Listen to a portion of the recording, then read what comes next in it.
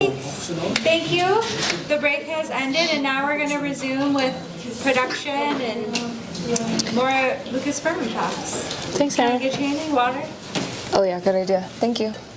Keep her hydrated. Yeah. Okay, since this is obviously a very exciting thing, it is what put Hawaii protea growers on the map. Like Hannah mentioned, there was a big incentive through the UH program, and exactly where Hannah works, at the Kula Ag Station, just a few minutes up the road from where I grew up, they started hybridizing these things here.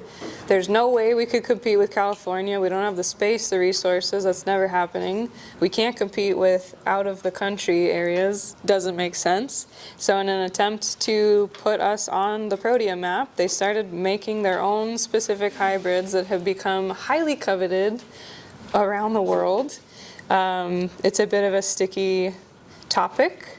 It's gone through some generations of, they were heavily, heavily protected when they were first being released. We were united in maintaining this amazing endeavor that people here, Pam, and a number of other incredible folks went through. It's a years and years long process to hybridize, grow out, and produce these incredible blooms that are definitely unique from ones you'll find anywhere in the world. So it's been this game of getting them outside of the state for a long, long time. Everything's gone a bit lax about it these days, so they are out there. People have them. Unfortunately, people are getting them and not honoring the lineage of the hybrids. They don't know that they were specifically hybridized on Maui for the state of Hawaii growers. The whole concept of things grown in Hawaii as well, it's from Hawaii, you know, it just gave us that edge.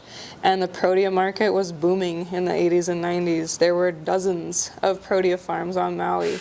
My Uncle Jim had an 80-acre farm. He ran tours. He was incredibly involved, as were a number of other growers, scientists, breeders. It was a really big deal, a really big thing, and it's rapidly declining. It's still going down, as Hannah's numbers showed. There isn't an awareness, there isn't an interest, there isn't, I don't know what yet, but that's what's cool about what's happening now. We're all kind of like, okay, it's pretty cool what we have and what we can do. So nearly 300 hybrids were released over the years.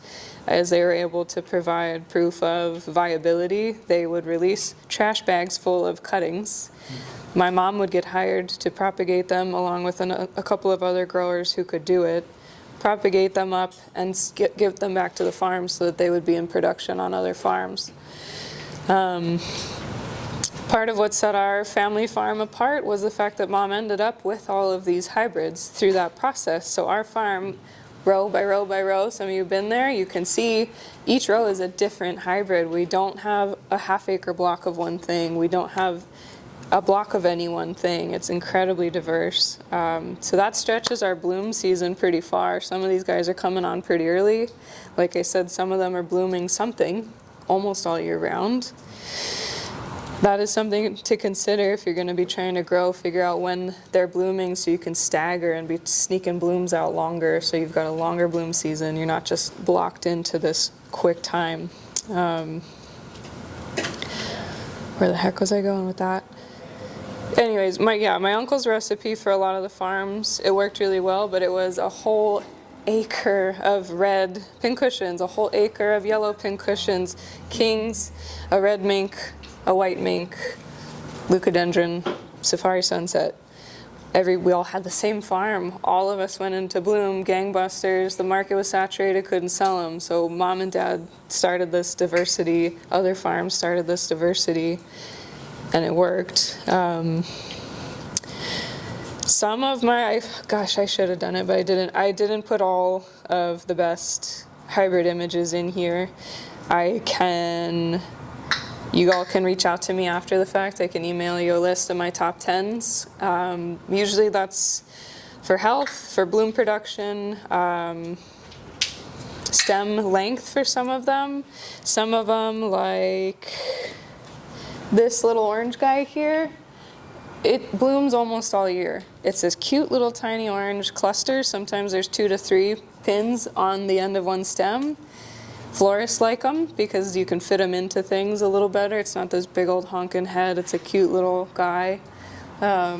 Henny's torch is this other big yellow guy in the back. I've harvested stems as tall as me. I don't know what you need to do that for. I don't know anybody that really needs that, but great, prolific, yellow, reliable pincushion. So yeah, I could... What's that? The other one? That one is not one we produce much. It's called a skyrocket. It's like the one in front of you, a reflexum variety that reflexes all the way, so all the pins are pointing straight down the stem by the time it's all the way open. Killer in the landscape because it's got that beautiful silver with those stunning red flowers on the top. But The yellow one? this is a leucodendron. We call that one Julie. It's not yellow like that all the time. It just flushes those little open yellow bracts around the bloom around Valentine's Day. Yeah, so you could get lost in the varieties. Yeah, so we'll probably, let's handle that way. Y'all can email me and I'll send you a list. Okay, production. Let's see if she can do it. She's getting better all the time. Okay, she did it. Thank you. Okay, so production. Seasonality, we've talked about the blooms, the bloom window here. This moves a bit. Some of my lower properties where they're planted lower are coming on earlier than higher and vice versa. It depends on the variety. So again, it depends where you're growing, what you're going to put in. There, like we were talking about the deadheading to take those heads off to increase the next round of blooms. There's some methods that you can kind of manage your bloom system a little bit, but you can't be dumping a bunch of Miracle Grow and saying bloom now in the off season. They're not going to do that. Your pruning is pretty crucial. We'll circle back through pruning a little bit just to recap. You don't want to be pruning against your bloom so that you're pruning off your future blooms for next season at the wrong time of year.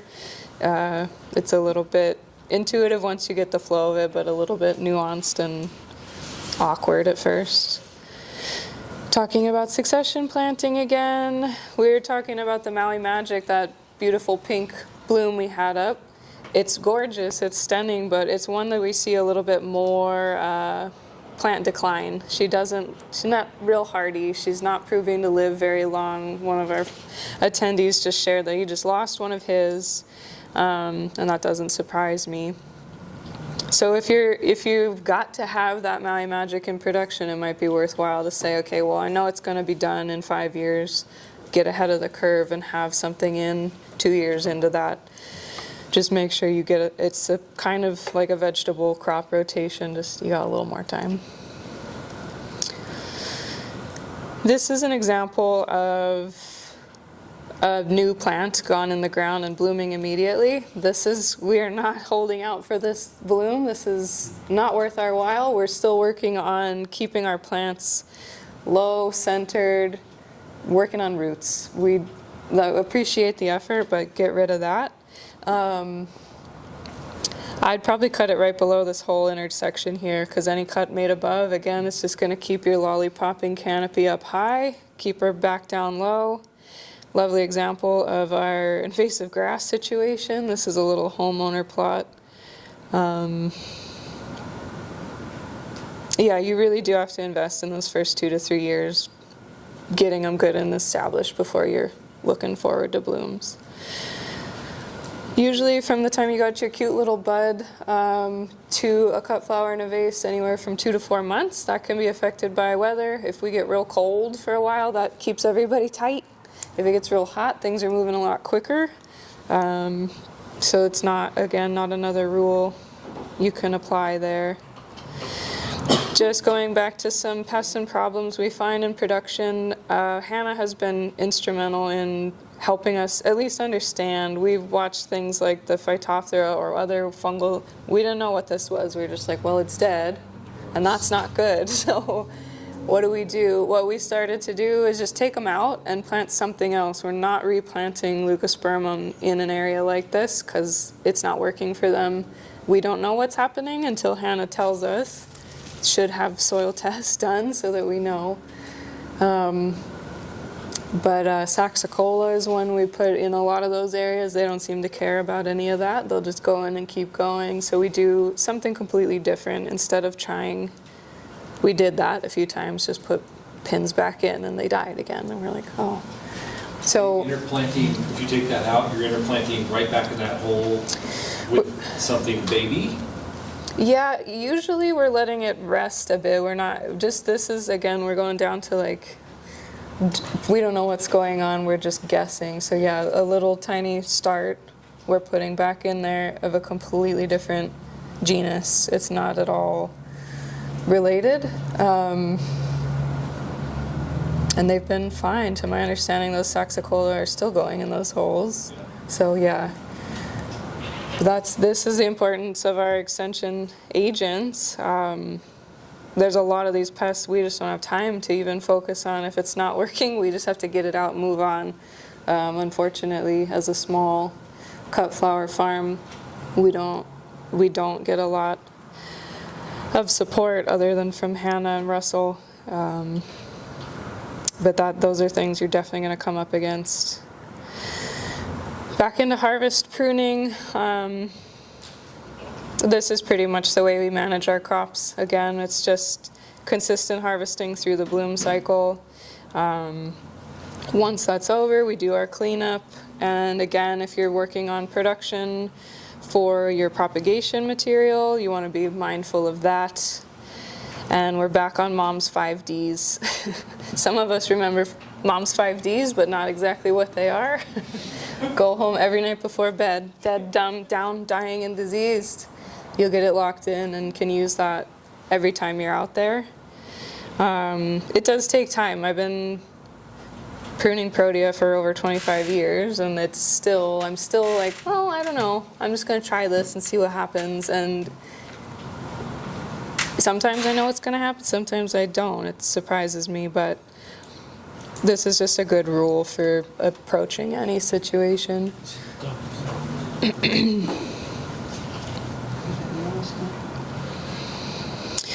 Do's and don'ts. This is just a visual kind of, so you guys have a bit of something that you can look at instead of what we just all talked about out in the field. Form and function, healthy growth structure, bloom equals bloom production and plant longevity. Again, it just starts at the very beginning. So if you've gone, unfortunately, you should have been pruning from the beginning. If you haven't been, you're just going to be working backwards forever. Buds or nodes is kind of where that's the epicenter of growth. So wherever you make a cut, you want it to be just above that. We talked about the arms and regrowing hands and things. You really want to be sure that you're not cutting into important regrowth centers. And cross-contamination, Hannah's been really helpful at helping me understand how we've really done ourselves in some cases, just cutting across the field. But like I said, we don't have time for that. So we just get it done, and it's our mistake. Protea, these guys do have pruning limitations. This isn't like a eucalyptus where you decide this branch is real big and crazy, I'm going to take it all the way back to the quick and it's going to resprout. That is not happening. As this plant becomes woodier at the base, you're really limited on how far back you can cut. So again, keeping on top of your annual pruning buys you more time in a manageable shape. As soon as you get away from letting these branches grow out too far, you have a really hard time coming back. All this woody, hardy, branchy business, you can see some of these branches down here at the bottom, it's just terminated. There is no regenerative material there. There's no leaves that are photosynthetic anymore, so it's done for.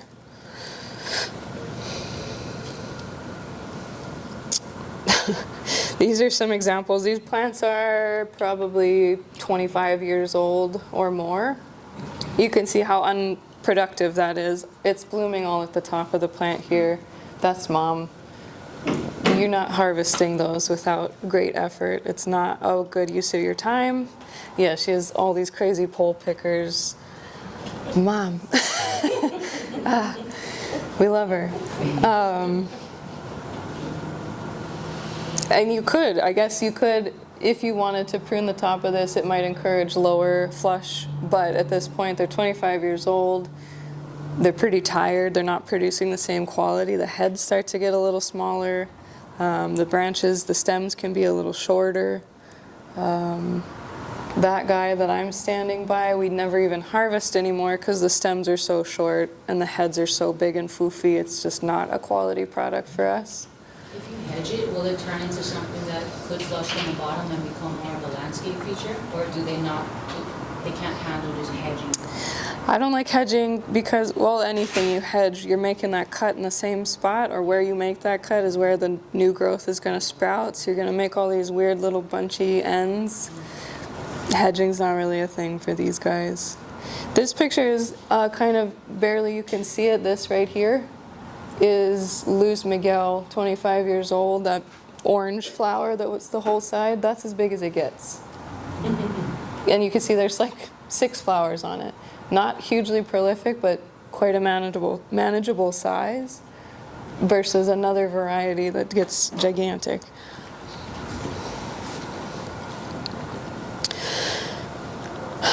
Deadheading, yeah, always just constantly deadheading, getting those spent blooms out of the way so that you can encourage that new little bud underneath to give a go if it's going to. This is Maui Magic again. There she is again. This is in full midday light, so you can get a better, that's what that color is. It's not quite as pale as the early morning picture.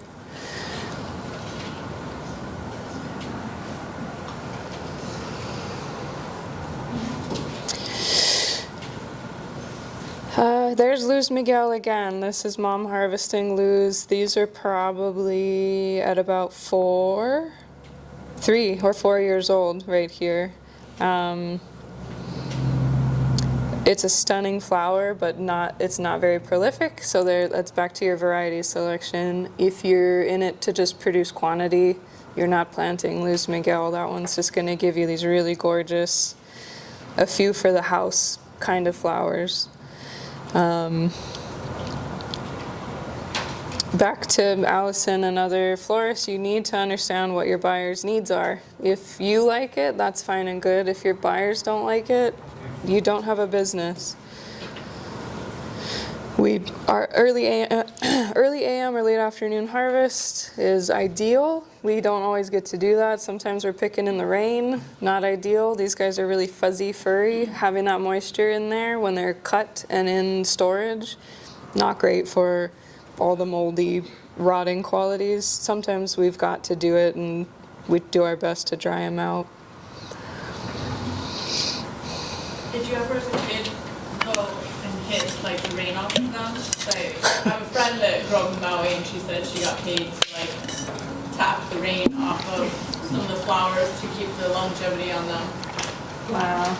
I will probably regret it in a couple more years, but we have this ridiculous method of swinging the water out of them, so yeah. Yeah, we do that. Yeah. We swing the water after they're harvested, but if you get someone who's super vigorous, this head snap off. Yeah, you can't be, you gotta get the method down.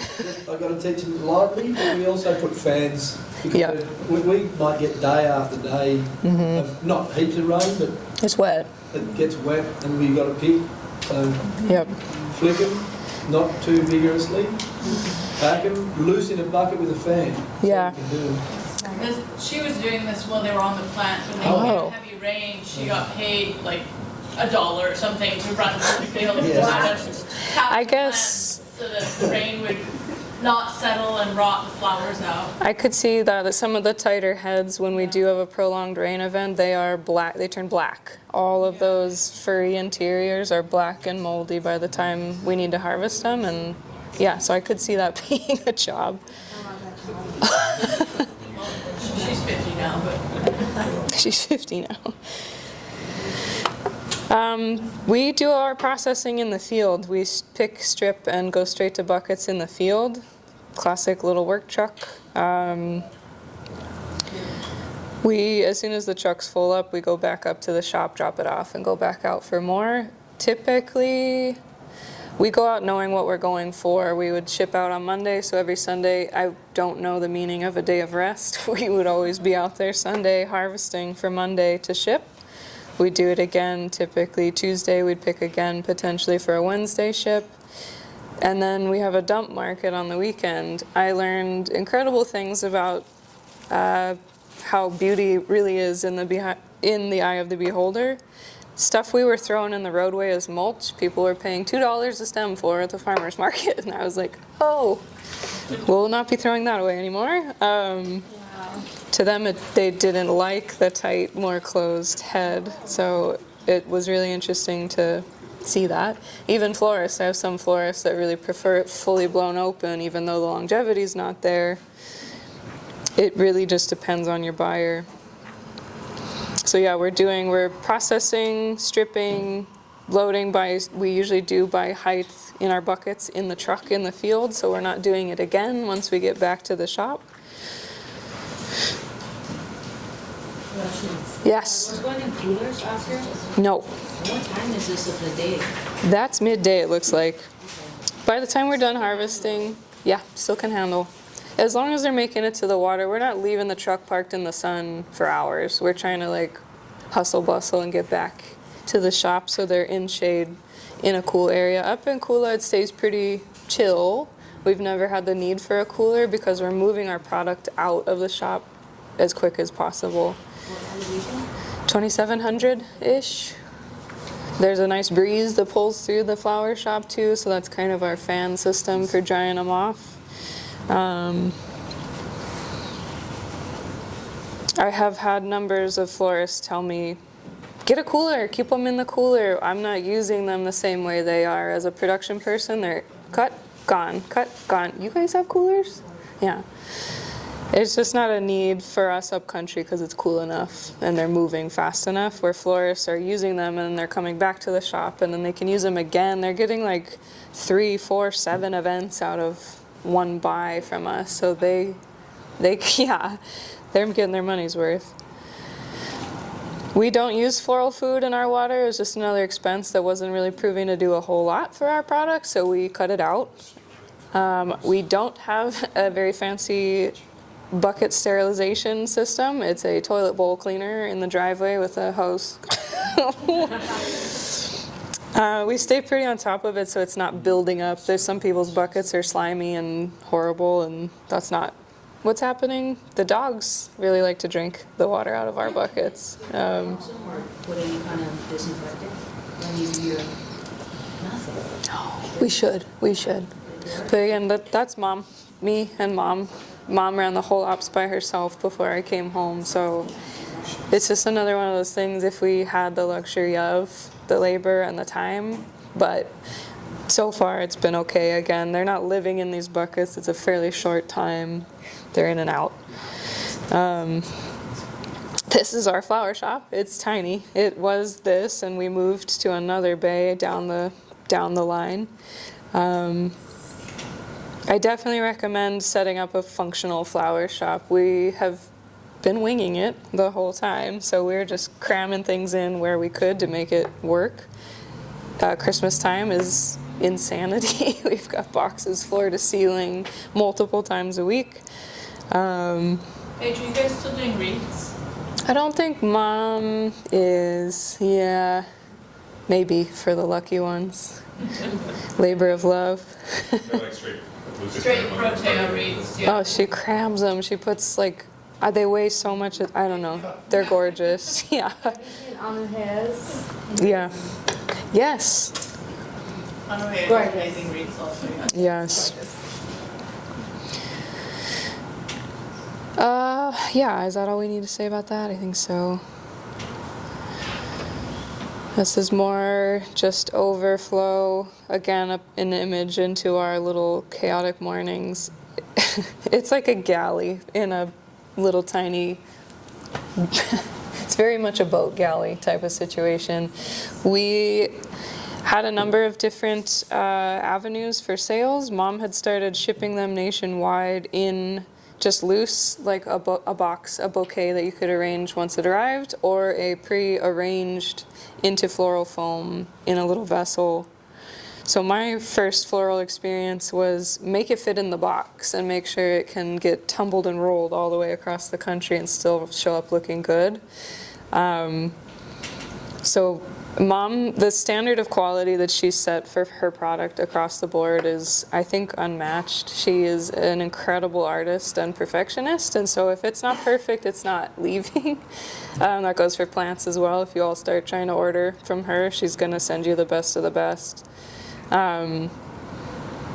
So that's something to consider. Are you trying to make little compact arrangements that you ship all over the place where you can get away with shorter stems that hold their heads? Are you trying to do more wholesale? Are you trying to send big cases full of loose stems to inner island florists? Do you not want to ship anything at all and you just want it to be local? Or are you going to do all of it because you might need to make ends meet? Again, we called it our dump market at the end of the week. We'd go to the Saturday farmers market with stuff we had historically been throwing into the road and driving over and selling all of it. And that was a great labor expense. We were exhausted by the end of the week, but it made a huge income difference for us. That was the end of it. We also, I think we'll backtrack and go into kind of what an ideal flower openness is. This is, again, very person-to-person specific. We pick ours pretty tight because we shipped. They blow a lot more once they're in that little hot box going between islands or going anywhere. All those little pinheads are going to pop out. Like Hannah was talking about the little frog toes. Let's see if I've got any.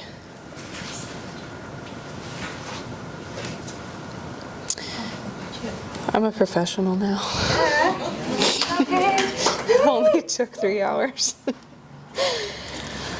Okay, so back to these lovely guys. This is a good example of all the things here on Maui Magic. You can see some buds coming up. You can see some really immature buds. We can see some spent dead heads here.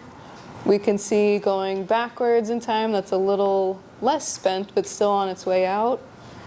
Coming down into these guys here, there's kind of, you can see the ones that are on your table, there's a bit of a rung around the bottom that opens up first. They come from the bottom, so the top will be tight, it'll be a little dome, and they'll start to blow as it opens up to this point where it's completely blown, completely open. This is beautiful. Many people would probably pay dollars for this. I would throw this away. This is done for me. It doesn't have a lot of time left. Paige, we couldn't see it all in the dark. Can you kind of go over a little bit more? Maybe I'm the only one who can see back there. But. Yeah, I'm like, I can't really see back there either. When these pins are tight, they're like this here. These frog toes are tight and closed up. As they start to open, they'll come from the bottom, and all these little pin tips will spring out of the bottom, and these little ribbony guys kind of curl up, and that's what makes the flower epic. You can see this guy's got a few toes left. These guys up at the top are fully open. It's buyer preference. It's what you like. They're all beautiful. This is still beautiful, but for me as a producer, I have nothing to do with this. So How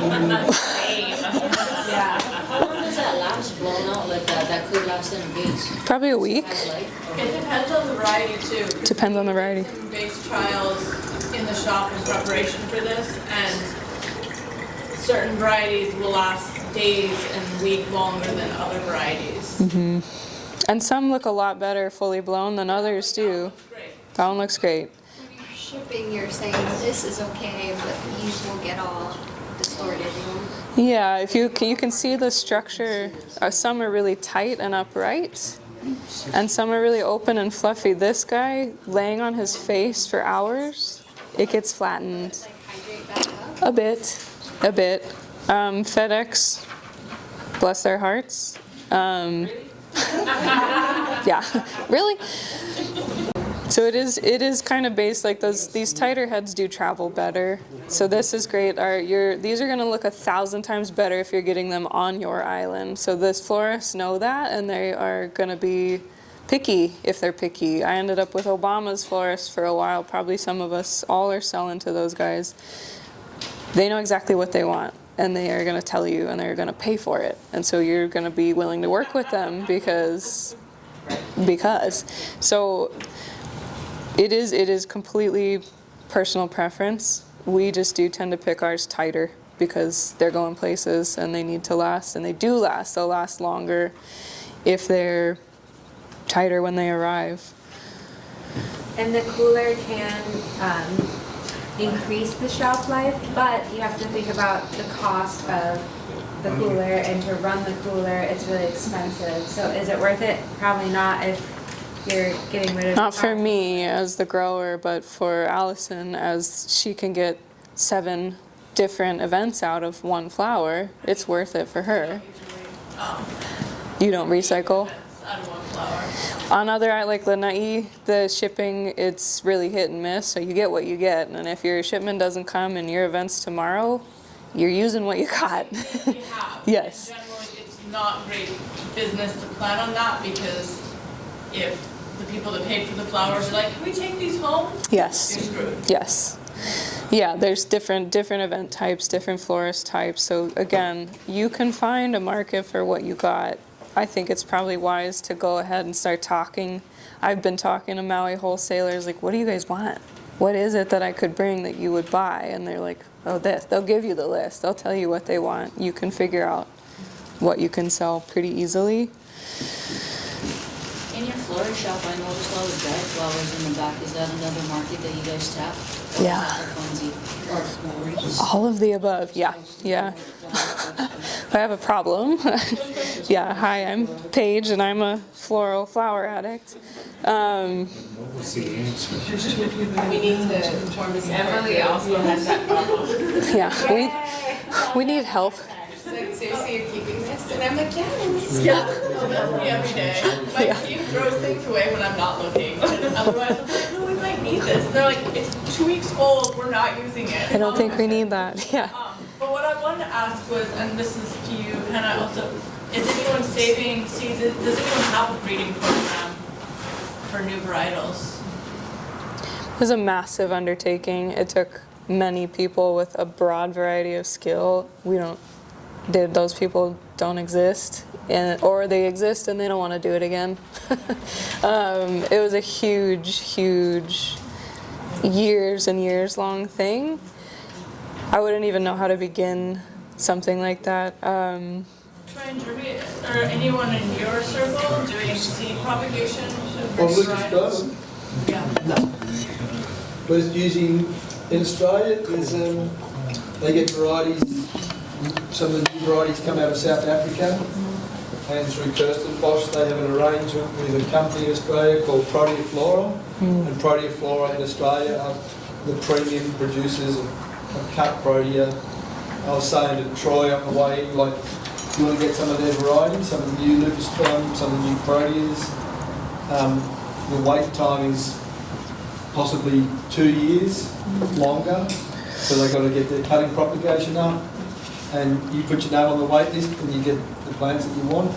They have minimum purchase requirements, which means I've bought from them before, and they say minimum plant is 1 tray, which is 24 plants, or 48, whatever the pack out is, and if they don't work for you, they don't work for you, and that's what I've experienced. So there's not much seed propagation unless someone's playing around. But with things like Waratah and the proteaceae, there's a heap of people playing with seed production there. Not much in protein production. If you want to try protein seed production, which we have in the past, we go to Silver Hill Seeds in South Africa and order seeds direct across. Do any of them start? Pardon me? Do any of them start? What's that? Any of success? Yeah. Silver Hill, yeah. Yeah. So Was that we've imported Silver Hill, and they're They're good. high success, yeah, the germination. And that was the produce in the varieties you had from seed in the back yesterday? Yeah, that's Silver Hill. Yeah. So that was the seed grown king. And they work closely, they're happy to work with permitting, so they're used to it. Same with us in Australia. Like I got Silver Hill sent me Protea, 5 different Protea varieties, and one in the Bruniaceae family. When they got to the quarantine, Australian Quarantine Inspection Service, they opened everything, they checked the manifest, tick, tick, tick, tick, tick, we know Protea, we don't know Bruniaceae, they held. Oh. And we already have that in Australia, but they just said, we don't know, you can set up some quarantine isolation, way to do it. then you can have them back. And I said, don't worry about it, too expensive. I was just curious, it would be lovely from floral perspective to get a white pincushion. Yeah. I don't know if that's a thing. I don't think that's going to be happening. And I love it, and we can keep track. Extras? Throw it out there. Yeah, it's been thrown out. I think it would have been done if it could have been done. I don't know. They could get close, maybe. That Maui magic does bleed out every once in a while. Maybe that picture. Yeah, that picture was a little I misleading. saw some others though, in person, that were pretty white, but then again. there's that could be- The white kings are still owning their value. White kings in I Australia, think so, yeah. 50% more in return from grower than pink. Yeah. Huh. Yeah. So if you get like 10, white is getting 15. Yeah, there's a little mini king. It's smaller. I think a lot of the florists like that because you can actually fit it in a bridal bouquet rather than that big honkin' stem. Yeah. So there's a lot of variation throughout the whole family that is quite lovely. I don't know. The thing with all these hybrids, a lot of them are duds. Like I said, like Luis Miguel is gorgeous, but it doesn't make a ton of sense from a production standpoint because you're really not getting the stem quantity you should be out of a plant to make it worth your time. What about from a landscape perspective? It's kind of an ugly plant too. It's not really beautiful. Yeah, so I'm like, it's just. A lot of florists love it a lot, so I feel like I love it. This is like. I guess I'm talking about it a lot because I love it myself, but it's not a good idea. So this is where you're like your horticulture, floriculture disease. You got to like fight against the disease so that you can run a business. Yeah.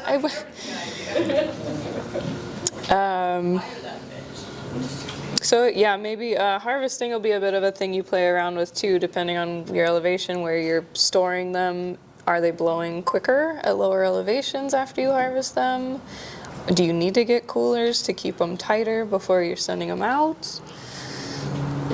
I don't have all the answers. You kind of have to just get into it and find out. To the landscape question. Yeah. Can you keep it in your pot and have a nice plant that flowers? For a while, I was telling them earlier, I think there's some plants in the nursery that have been in there as long as I've been alive, and they're not dead, but they're not beautiful. It looks just horrible. It'll reach its max and then just kind of bonsai. They'll stay alive, they're not thriving, they're probably not blooming very much, if at all, and their blooms are a lot worse than they should be. They're not reaching their full potential. And then if you go to take that plant and plant it out, it's never really gonna pull. It's gonna be, compromised forever. So yeah, they're not great container plants. Some of the leucodendron you can pull off a little longer, but they want to go in the ground. They got pretty expansive surface roots that'll need some room. How far up do you think the roots are going? Like, are they going up farther than the canopy, or do you think it's like kind of like a standard tree where they're sort of in line? That's a good question. I pull out old bony bushes like, and they're Miles away. yeah. On our soil, like way less rocky. We can dig a hole. You saw that picture in my opening slide. Deep yellow earthy pozoid loam, no root restriction. Everything's going way out. Pull a tree out. It's just roots like those big ones of yours that we just can't harvest anymore. Yeah. Grab them by a machine, pull them out, and the roots run way beyond the drip line. That's why I suggested for if you're using plastic, if it's not going to interfere with your management, to run it on the outside of the plastic, because the roots are going to be sitting out there if you run dual lines. Could you irrigate farther Yeah, sure. out? Like, Yeah. we had thought about that, like we have single drippers like Troy does, and now our 4 or 5-year-old plants, we intended to scooch them over and have 2 drippers, we never did. And I'm concerned now that it's like, in one spot. We keep saying, well, we got the weed mat, and I think the moisture's maintained underneath, it's probably okay, but when we were getting rid of our guinea grass and getting our grass to grow in the middle, we irrigated it, and all of a sudden I saw this rapid decline in plant health. What's going on? And then, we're over irrigating the plants. So anyway, that was a learning lesson, but it made us wonder later, like, if we have to fertigate or put anything through the drip system, would it be effective if we just did it in the rows? Like, could I take it off the plant and just irrigate the row? I don't know. Like with a drip line or something? Yeah. Only use drip irrigation with emitters, kind of like how you do. Yeah. Not with that. Or I mean more like a T-tape instead of the button emitter. Like we have the button emitters. I'm wondering if we could do a T-tape in the row and just stop the that's what. and encourage. Yeah. You can definitely use T-tape too, whatever. But yeah, the roots do go really far because of the corduroy scavenger roots. What do you? Well, I think, like what we do, there's quite a bit of water getting into that row itself throughout the whole row planting, the way we do our every 2 foot spaced. There's an emitter every 2 feet. Mom has a theory about this really aggressive grass that had taken over a certain row, and I'm thinking now that you're saying, I wonder if the grass is, when it's rapidly growing because it's being irrigated, is it robbing those surface roots? I don't know. We cut our grass down to, so we've got our inter-row plant, our inter-row is grass and whatever pasture grass we've had, but we run a cone spreader on some of our other crops to cast the spread out, which is trunk to trunk, and we've found that through solid fertilising this way and with weed management on the sides, we've actually eliminated, because we've kept cutting the pasture grasses down, and we've actually got Queensland blue cooch, normal cooch, buffalo and kikuyu, which are now getting a nice sward of grass, and they're beautiful turf highways. Yeah.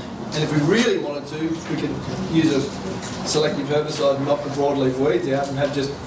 And if you do that, it's keeping a bit of insulation.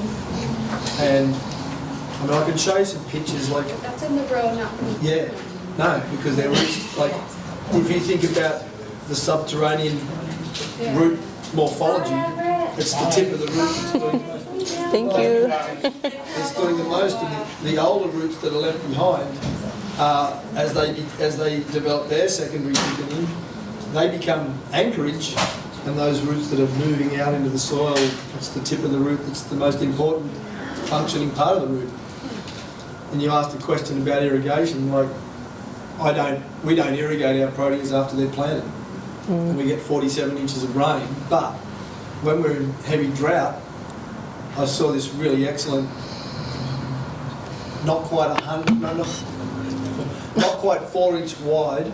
It's a Japanese thing called a sumi sansui soaker, and you can run it out 50 metre, or you can shorten it because you can put a little saddle on it and just shorten it however you want.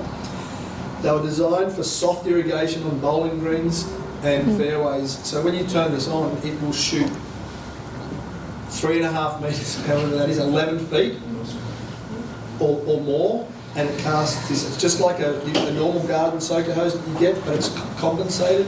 So the rate you get at the bottom is the same rate that you get at the top. And we run catch cans, which are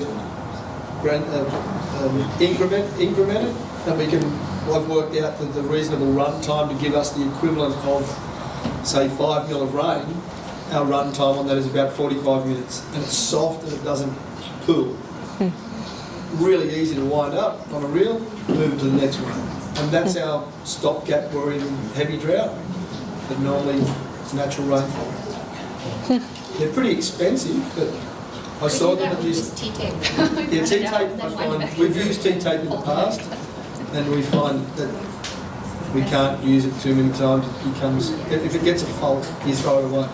But the netafin drip line that we use, if it gets a fault, you cut it, and the little joiner, barb joiner, which are pretty hard to get in, they're $1. So $1 a mistake. If someone cuts it with secateurs, it's $1 per mistake. Yeah. But we can fix it. Would you have Yeah. trippers? Too afraid to try it. Yeah. You just gotta get brave, Jamie. Just do. I Yeah. love your theory on the grass. Wow. Mom's grass theory. Well, it was just that crazy aggressive bunch grass that showed up. Again, with our invasive species, we get a new thing all the time. So we'll see. What stage do you prefer to harvest at? Like initial lift? Yeah, it depends. Some of them, most of them, we like at least 1.5 is what we say, runs around the bottom open. Some of them only open one side at a time, like right down the middle, it'll blow one side. Like all of these Luz Miguels are a bit far past. We'd like them a little tighter. Yeah. Yeah, some of them, at the second you pick them, all of them blow. Overnight they blow, and so you can't pick them tight enough. You can pick them too tight, though. Some people pick them before any pins start to pop, and they kind of melt. They're not fully hardened off. Yep. Yeah, we're usually about 2. And do you have pretty? Are you? Pretty consistent. Yeah. Yeah. Yeah. Yeah. You Again. can't get it all the time, but we are, we'll have to send sometimes irrigators out to do spot picking to try not to lose too much Yeah. in between the main harvests. Yeah. Yeah.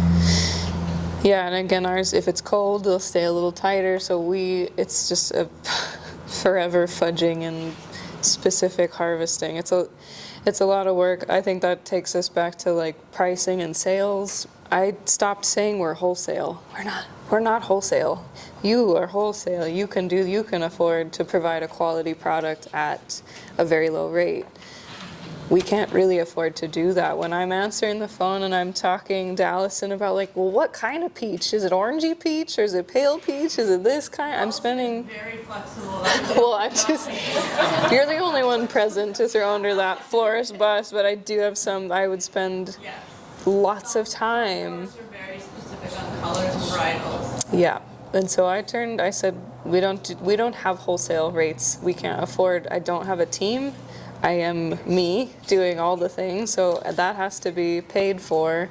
And people respected that price change because of the quality standard Mom had established. They knew that it was going to be worth it because Mom had always put out this quality.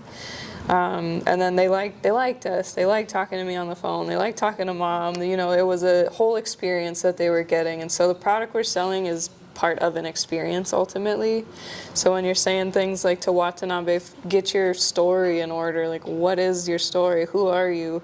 Why are we paying $5 a stem for your pincushion? Next question. So when it's blown out and you said this is rubbish? Yeah. Eye of the beholder, right? So would you consider or do you sell it at a discounted rate? Or does that hurt your $5 stem?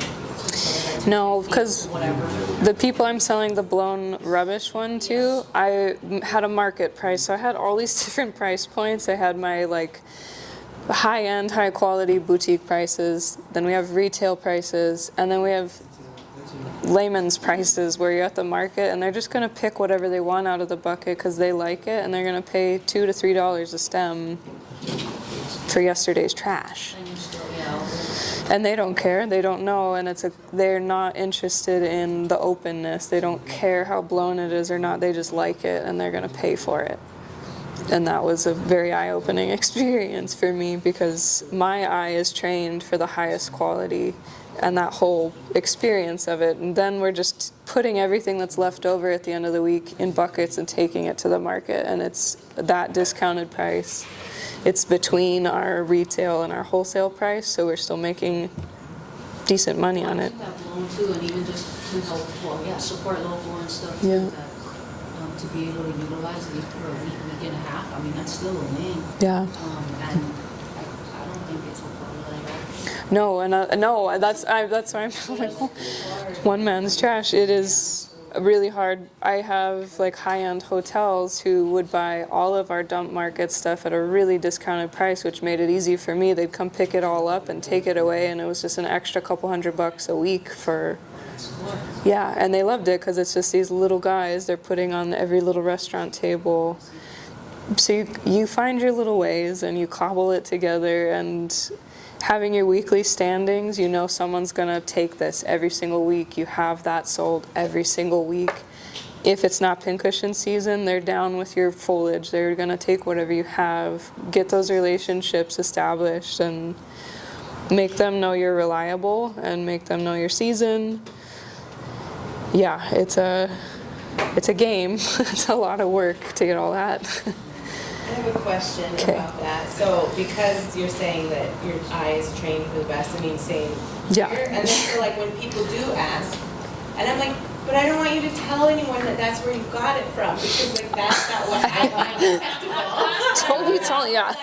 I'm just like, this is not like, I don't know, like, I'm just curious, like if you literally like, I mean, and I get it, because I've specifically had people too say like, it's okay, I want the yellow that's like full out because I'm doing like a thing. Yeah. And I'm like, okay, that's fine. Do your thing. But yeah, I don't know, I just have a hard time. But yeah, it feels like I'm screwing over the purse, like. I had that too at first until the market, I couldn't train them out of it. I'm like, you really should take these, they're going to last 3 times longer. And they're like, oh, but it's ugly. I'm like, oh, well, never mind then. You take that mulch flower. That'll be $2. It's ugly, I guess, then, okay. Yeah. I don't know. Okay.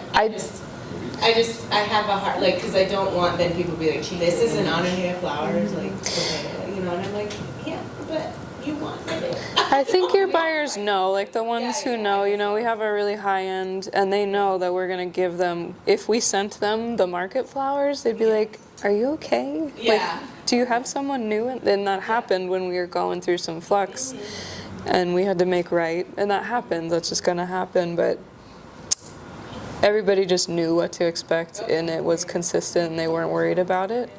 I was going to say something else before I stopped talking.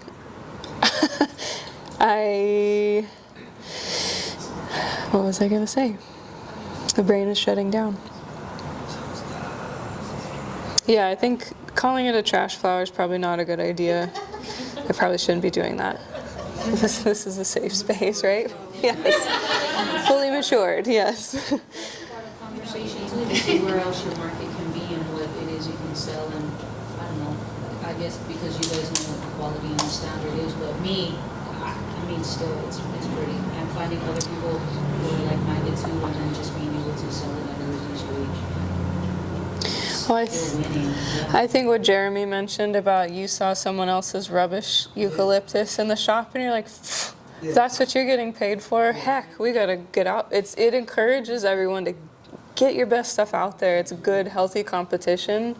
I think we all kind of support each other in that growing of the market where get your best stuff out there. Just put your best out all the time. Make that the standard that people expect, and then you can sell the trash flowers wherever else you can. The quality control in our shed is the boss, and that's my wife. Oh, yeah. And I bring stuff back to the shed, and she goes, are you serious? I'm not using this.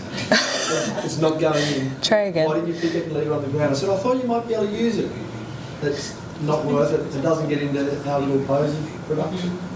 We're not like huge bouquet producers, but our little posy production began out of what can we do with the short stems, and what can we do with the tail end when we don't have enough to sell to the flock. And that's how our little posy business began. And it means that we then scavenge for every little short stem we can possibly get, so that we're getting the value for that.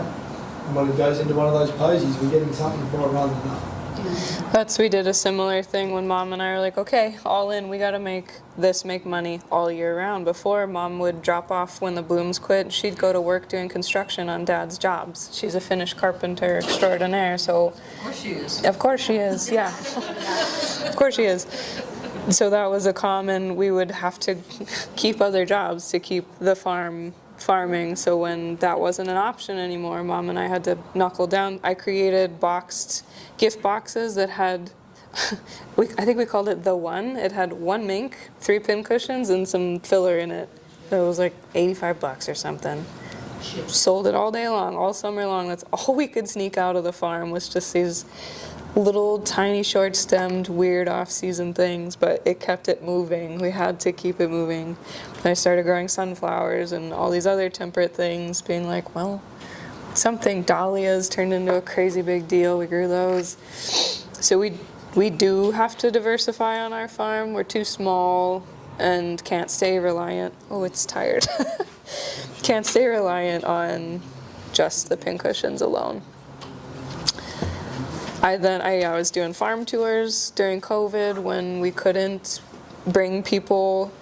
I started doing it when we were all locked down, couldn't move. I was doing virtual farm tours, and that sparked this whole idea to start doing in person. So we were charging people to come walk around and hear me talk about the farm for an hour, and I was turning it over and it was working. Things were moving, but it was not farming. Yeah. Yeah, people love it. They love it. And it's passive money. You gotta take care of the farm and make it look good anyways. 1 day a week, 1 morning a week, you commit to farm tours. Yep. Mm-hmm. But that also turned into buyer loyalty. We had people going back to Wisconsin and committed to us now because they were connected to us. We were friends, and they were like, we've been to this farm, and they could send those to all of their people. They became incredibly loyal. You guys probably have people who buy from you year after year. Because there's a huge market in the state for flower, like agricultural farms. You know, Troy here would pay to go see someone else's farm.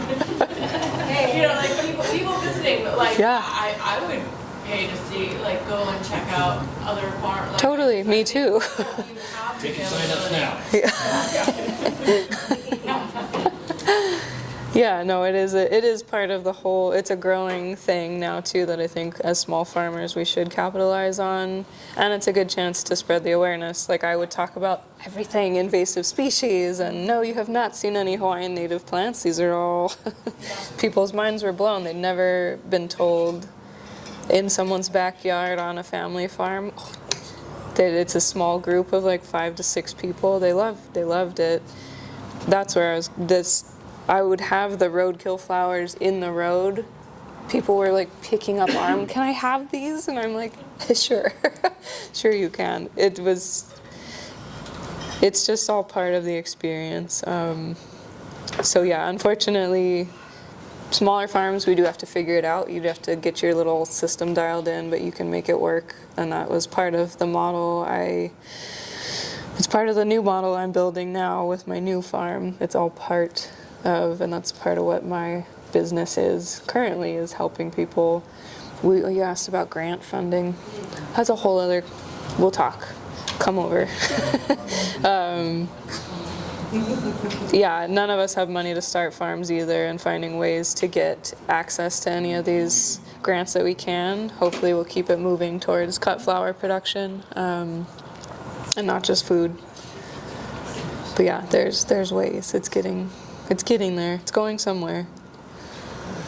Well, one success story, Britt from Haku Maui and other stakeholders, maybe you ladies as well, talked to legislature and went to meetings and said, hey, floriculture is important, it is an industry, and we should support it. And then I think, right, they changed the writing of the grants to include flower farmers. This year, for the first time.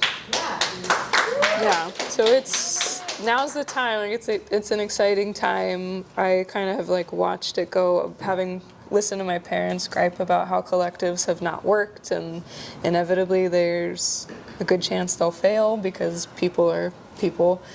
But I think there's a way that we can all, even independently, just keep pushing towards this change and getting back to some really cool production of all kinds of stuff.